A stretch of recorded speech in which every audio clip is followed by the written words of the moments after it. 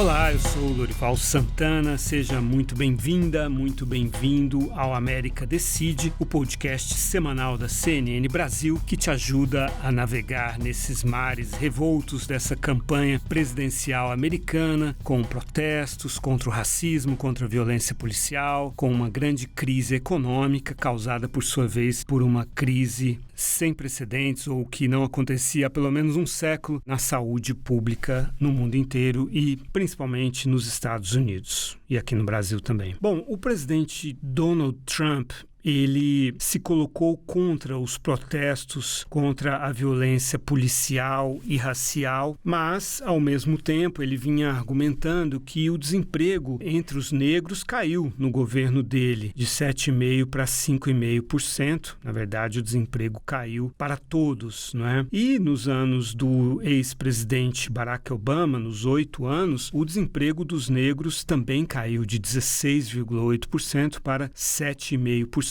Como havia caído também para a população em geral. Na semana passada, depois de ter, nas últimas semanas, como eu disse, se colocado contra os protestos e até criminalizando em grande medida os protestos, se colocando contra a frase "vidas negras importam", o presidente Donald Trump, em 2 tweets, ele exacerbou a posição dele. Num tweet, ele dizia que vai acabar com uma lei que beneficia a moradia de pessoas negras nos subúrbios americanos, nessas áreas de classe média ao redor das cidades, e ele dizia que essa lei tinha desvalorizado a propriedade de grandes americanos, portanto, aparentemente se referindo aí aos brancos, que estariam sendo prejudicados por estarem morando perto de negros que teriam esse benefício da lei. No dia seguinte, ele tuitou que a frase "vidas negras importam", que foi pintada pela prefeitura de Nova York na Quinta Avenida, onde ele tem a torre dele e o escritório, que essa frase denigre uma avenida luxuosa.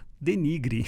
Denigrir, é uma palavra, um verbo que vem de negro, e que tem essa conotação pejorativa, no sentido de que algo que esteja associado aos negros como se fosse algo ruim, prejudicial. Dá a sensação de que o presidente Trump realmente está investindo numa divisão racial. No fim de semana, na sexta-feira, ele foi ao Monte Rushmore, que é onde estão ali as faces, os rostos do George Washington, Thomas Jefferson, Abraham Lincoln e do Theodore Roosevelt. E ele disse de novo que essa herança americana, representada por aqueles pais fundadores, será protegida por ele, porque a esquerda, que ele associa ao Joe Biden, está atacando, querendo destruir essa herança. I am here as your president to proclaim before the country and before the world, this monument will never be desecrated.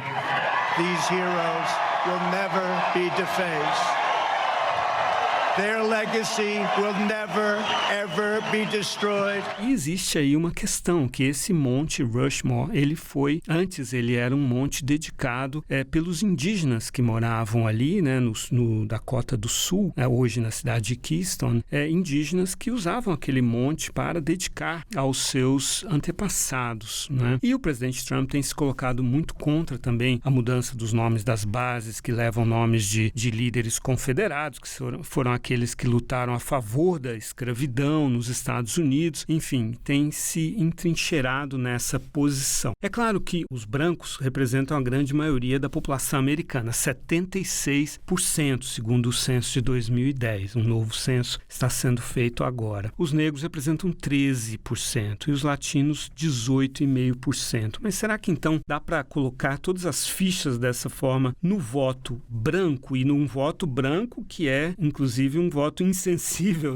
ao racismo e a sensibilidade dos negros e talvez até dos latinos também. Vamos ver aqui o que diz a história recente. Os eleitores negros compareceram menos na eleição de 2016, quando Hillary Clinton venceu no voto popular, mas foi derrotada pelo Donald Trump no colégio eleitoral, do que em 2008 e 2012. Claro, eles estavam motivados em 2008 e 2012 pela candidatura do Barack Obama, o primeiro presidente negro da história dos Estados Unidos. Já o comparecimento dos eleitores brancos vinha caindo entre 2004 e 2012 e aumentou em 2016, o que ajudou na vitória, em parte, do Trump.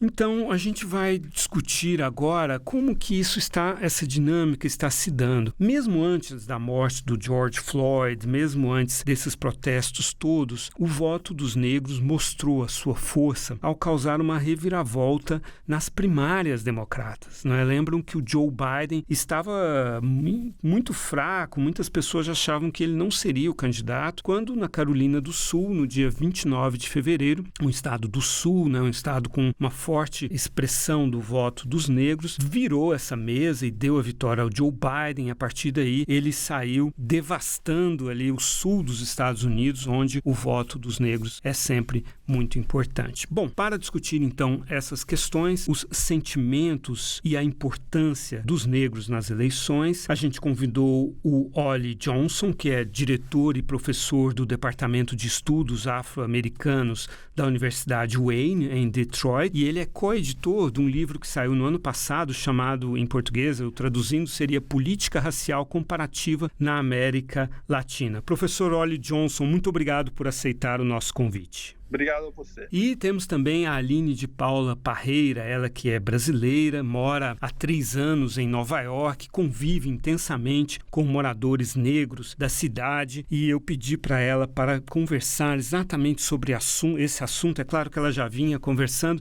mas de forma bastante intensa nos últimos dias, para entender a disposição dos negros de ir votar em novembro. Aline, muito obrigado por participar do nosso programa. Muito obrigado, Lorival. É um prazer estar com vocês. Eu começo com você, Aline. Como é que tem sido a sua conversa com os seus amigos, os seus conhecidos negros aí em Nova York, tanto no que se refere, claro, aos sentimentos deles em relação ao Joe Biden, ao Donald Trump, como principalmente a disposição deles de votar, porque não basta sentir ou querer se você não vai lá e coloca o seu voto ali nas urnas, não é, Aline? Olha, até ontem, conversando com as pessoas aqui, as quais eu convivo às margens da sociedade, as pessoas estavam muito desmotivadas e falam muito sobre a negação de não poder votar, né, do direito de votar. Por um outro lado, muitas das pessoas, conversando com algumas mulheres negras, elas, quando a gente fala de voto, a maioria fala: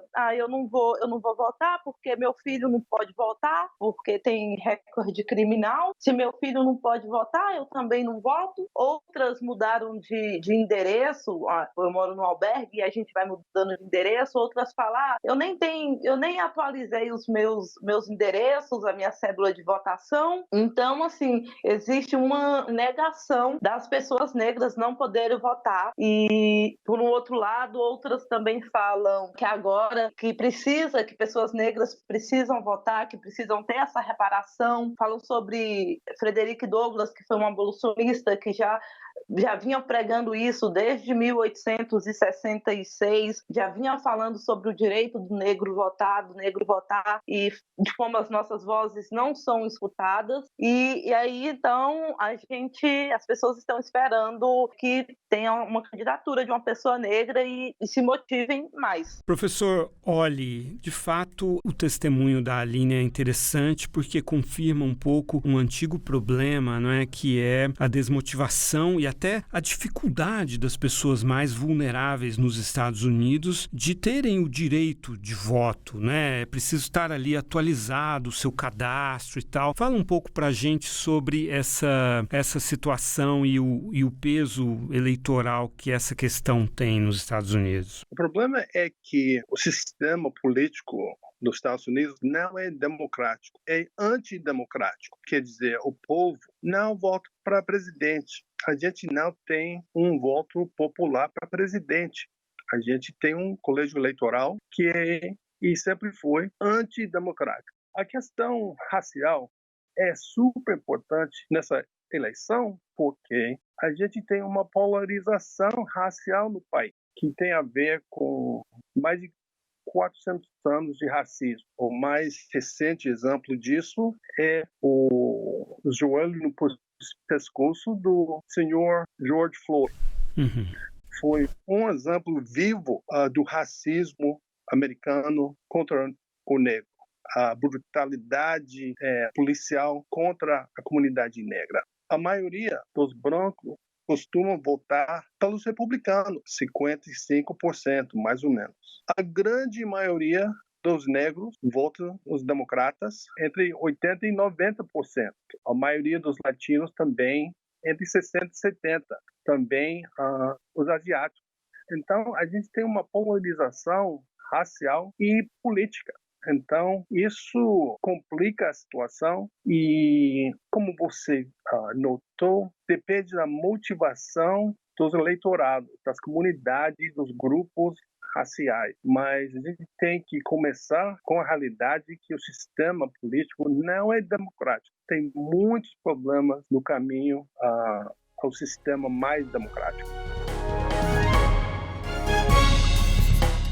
Aline, que diferença você sente nos Estados Unidos com relação a essas questões que a gente está conversando antes e depois dos protestos que se seguiram à morte do George Floyd? O que mudou, na sua opinião, no sentimento das pessoas negras, tanto com relação à política quanto à sociedade americana? O que mudou é que a gente percebe o quanto, desde a abolição da escravidão e com a luta dos direitos civis e com todas as conquistas que nós tivemos ao longo desse tempo, nada disso foi suficiente para que a branquitude parasse de nos oprimir, parassem de matar, para que a violência policial acabasse, para que mais oportunidades tivessem, para que a visibilidade das vozes de pessoas negras pudessem ser mais escutadas. Então, foi preciso vir a pandemia, a morte do George Floyd, tudo isso para poder mostrar o quanto que a gente ainda sofre, o quanto que a gente ainda precisa dessa reparação de justiça racial e de justiça social, que esse presente precisa ser bastante justo para que o futuro possa ser antirracista. Mas a esperança aumentou, principalmente por causa da presença de tantas pessoas brancas nas manifestações, ou há uma sensação de que os brancos, muitos desses brancos foram mais por uma moda, porque é cool, porque é bacana ir na manifestação, mas a vida voltará ao que era antes e não haverá mudanças importantes? Pelo contrário, aumentou bastante o número de aliados, né? Porque as vozes de pessoas negras estão falando bastante, né? Então, quando as nossas vozes têm visibilidade e com tanta produção escrita, com tantos escritos, essas pessoas brancas já estavam em processo de descolonização, o que está ajudando para que mais pessoas brancas aliadas possam, de fato, ser antirracista. Olha, você acha que houve uma mudança substancial nesse sentido, que, de fato, a morte do George Floyd no dia 25 de maio e os protestos são um divisor de águas que pode, inclusive, definir o destino dessa eleição do presidente Trump ou do ex-vice-presidente Biden, ou as coisas tendem a uma acomodação de novo? A gente não sabe. Isso pode ser uma divisão das águas, mas a gente não sabe ainda. A realidade é que o presidente Trump é um dos piores presidentes de todos os tempos. Então, tem muita gente, mesmo da comunidade branca, contra ele. Mas ele é ator, ele é da área de relações públicas. Então, vai tentar dar um jeito de mentir, como está mentindo, dizendo que está tudo bem, a situação está melhorando, pode sair, pode ter festa, pode ir à igreja, pode reunir em grupo. Isso é toda mentira, mas a mentira é a especialização do Trump. O problema do Partido Democrata, o vice-presidente Biden não é um cara popular como o presidente Obama, como o presidente Clinton. Ele é quase como Hillary Clinton. Quer dizer, tem muitos anos de experiência, tem competência, mas é mais moderado, conservador. Então, não elimina as pessoas. Ele não, como a juventude, não é como os políticos, como a AOC, ou nossa deputada aqui, Rashida Tlaib, que tem um grande empenho com o povo. Então, a gente só tem 3, 4 meses até a eleição. Acho que o Biden vai ganhar. ele deve ganhar, mas há 4 anos no Brasil, eu falei que Hillary Clinton ia ganhar. Então... Você não estava sozinho, Wally. Tá complicado. Aline, o Wally tocou uma questão aí que é o receio das pessoas, não é, de saírem de casa por causa da pandemia. E saiu hoje uma pesquisa do New York Times que mostra que os eleitores do Biden se sentem muito mais desconfortáveis de sair para votar, se sentiriam se a eleição fosse esta semana, do que os eleitores do Trump, que vivem recebendo a mensagem do líder deles de que essa pandemia não é importante, não é uma ameaça séria, o presidente anda sem máscara, para cima e para baixo, assim como os colaboradores dele, né? E o Biden tem a atitude oposta, demonstrando que se preocupa com a pandemia e tal. E então isso poderia, num certo sentido, de forma muito indireta, mas prejudicar o próprio Joe Biden se os eleitores dele não quiserem ir votar, né? Mas é claro que a eleição não é agora, é dia 3 de novembro. Você acha que o pessoal aí pode ficar com medo se a doença, o surto, os casos e mortes continuarem nesse ritmo até novembro? Eles podem ter medo de votar, o pessoal que poderia votar no Biden? Eu acredito que não. Eu acredito que as pessoas vão sim votarem, porque mesmo com a pandemia, num período que ainda o Departamento de Saúde não apresentava tantas melhorias sobre o Covid-19, não apresentava dados com melhoria, a população ela foi para a rua sim para protestar essa injustiça que aconteceu com o George Floyd e protestar todas essas opressões que vêm acontecendo na sociedade. A comunidade foi para a rua, então eu acredito que no dia da eleição, no dia 3 de novembro, as pessoas vão para a rua, sim. Inclusive, eu tenho conversado com algumas pessoas, a gente discute sobre isso e elas falam que no dia 3 de novembro, assim, da mesma forma que elas foram para o protesto e participaram das eleições primárias, elas também vão participar também dessa eleição presidencial. Mas algumas pessoas te disseram que não têm direito ao voto por causa de mudanças, né, de residência ou de não terem o seu cadastro atualizado, né? É isso?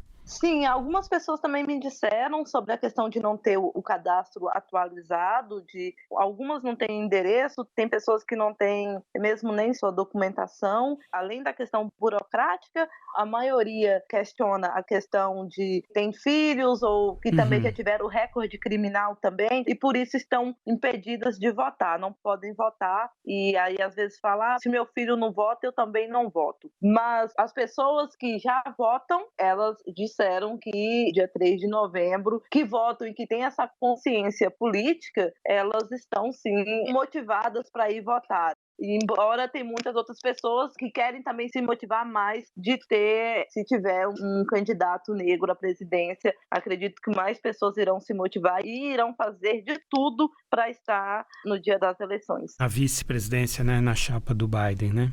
Exatamente. Só explicando uma coisa, né? A eleição é na primeira terça-feira de novembro, então é um dia, não é feriado, é um dia de trabalho, né? E por isso a dificuldade de muita gente de ser dispensada. Tem patrão que não dispensa o funcionário, né, para ir trabalhar ou fica com raiva, não gosta para ir votar. E também daí a importância do voto pelo correio. E é por isso, inclusive, que o presidente Trump, os republicanos, atacam o voto pelo correio, porque ele favorece os democratas, que, em geral, têm uma condição socioeconômica muitas vezes menos favorecida do que os republicanos e têm mais dificuldades de votar.